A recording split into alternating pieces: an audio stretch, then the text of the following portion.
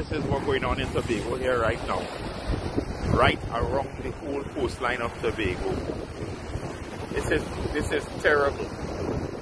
Nobody can bathe, nobody can. It is damn terrible.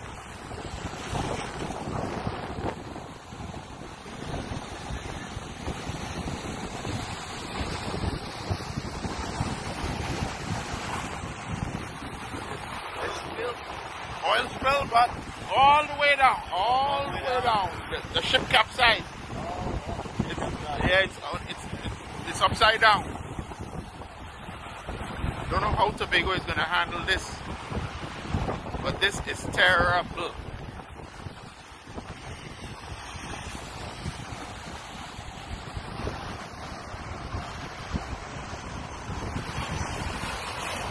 There's no